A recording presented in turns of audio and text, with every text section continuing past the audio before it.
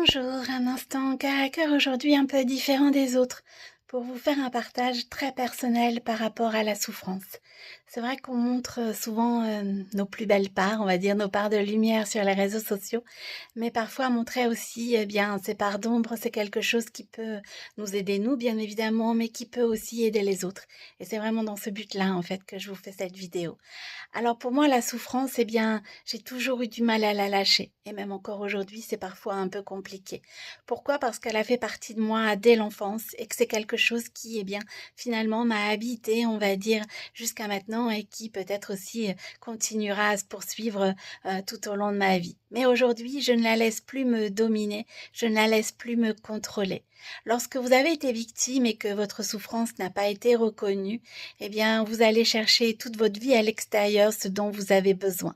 Et automatiquement, ce rôle de victime, eh bien, vous anime, mais vous fait voir aussi cette souffrance au quotidien. Vous n'arrivez plus, en tous les cas, pour ma part, c'est ce qui se passait. Je n'arrivais plus à voir le beau autour de moi. Je ne voyais quelque part que le souffrant, que ce qui n'avait pas été. Parce que cette souffrance-là, eh bien, je ne pouvais pas, je ne voulais pas, en fait, la déposer. Bien sûr, étant enfant, ce n'était pas de ma responsabilité, mais à l'âge adulte, j'ai continué à être cette victime et à voir au travers de mes blessures. Parce que pour moi, les déposer, c'était quelque part enlever tous ces masques et enlever tous ces masques, je pensais que ça m'était vraiment impossible. Qui j'étais sans ces blessures, elles ont fait partie de moi, elles m'ont construite entre guillemets. Elles ont surtout, au fur et à mesure du temps, guidé mes choix. Elles m'ont surtout submergée à de nombreux moments. Elles ont vraiment pris le contrôle en fait sur qui j'étais, sur ma personnalité, mais aussi sur tout ce que je pouvais entreprendre, sur toutes mes relations aussi, telles qu'elles soient.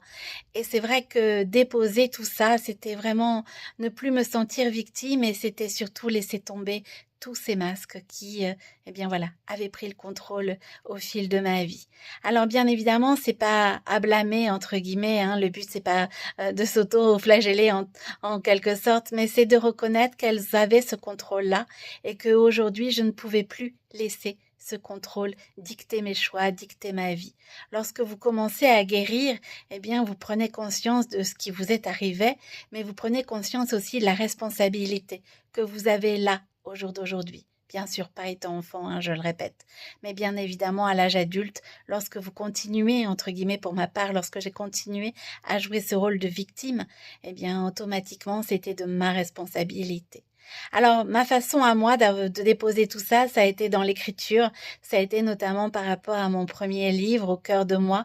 Pourquoi? Parce que j'ai pu avoir ce regard extérieur.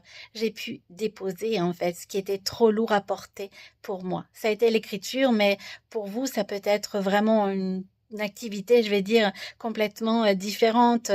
Ça peut être dans le coloriage, ça peut être dans la couture, ça peut être dans le tricot, ça peut être dans la danse, ça peut être dans le sport. Quelle que soit, je vais dire, l'activité, le fait est bien de pouvoir déposer ce qui est trop lourd à porter va vous aider à avoir ce regard extérieur.